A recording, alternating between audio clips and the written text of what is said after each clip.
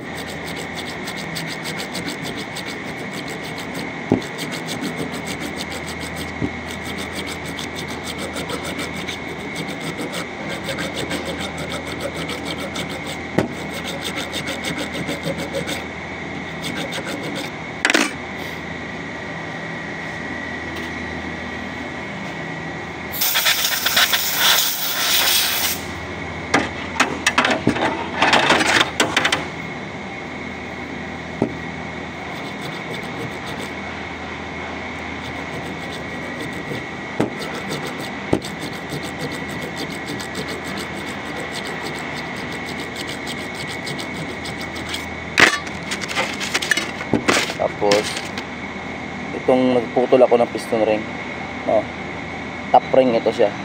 Ito lang pinapangkudkod natin, sa gilid naman siya. Yan, ginaganyan ko lang yan.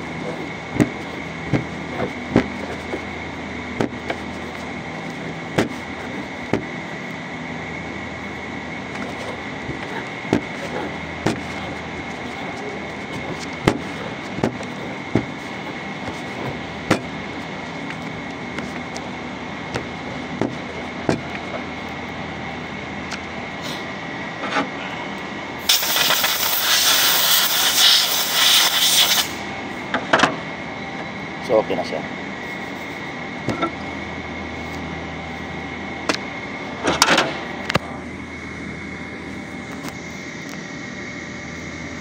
So itong piston ring na to, kasi may nakita kasi ako doon sa ano, sa pagkakabit ng piston, no? Piston pagkakabit doon sa wall. Mayroon silang ano, tinitingnan yung pareho yung ano niya, pareho yung forma niya. Tapos sa intake iba, sa exhaust iba. So ito naman siya, pareho lahat, no? Kung nakaganyan yung kabit ng piston natin, pareho lahat, intake pareho din, ang exhaust pareho. So pareho sa ng forma, no? So mayroon siguro mga design na ano, mayroon siguro mga design na hindi sila naglagay ng marking kung saan yung front, no? Pero hindi naman siguro lazy yung manufacturer na hindi siya maglagay ng front doon sa produkto niya. Kundi arrow o dot lang siya, ganyan. So sa mga sa mga Toyota at saka lang Crosser, ewan ko lang sa mga ibang brand, sa Honda, sa Chevrolet, sa Ford. Pero sa kasi sa Toyota at saka lang Crosser, meron silang nalagay dot. Ito siya. Yan. Yung dot na yan, front niya ng makina. Yan. Yan. Yan siya. Front niyan siya ng makina. Hindi ko na isabihin kung anong diameter nito kasi machine shop naman, nakakalam niya, wala kaming gamit dito. May micrometer. Wala kami dito niyan. So pag gawa ng machine shop, sa machine shop namin binabato. Yan. So ito yung front natin. Yung dot na yan. Iwan ko lang sa iba kung mayroong arrow dito o may arrow o anong marking nila. Sa Toyota ganito. Yan. So situate lang natin ito naka-front doon sa makina. Naka-front siya. So naglinis lang tayo dito ng 8. Nakakapagod, 8 piston hininisan natin para makabit natin yung bagong piston ring. So yan lang muna. Mahababang banatan pa to kasi bubuoyin ko yung makina. Yan siya. Yan ang forma niya. Ito yung forma, pagkabit. Ito yung front.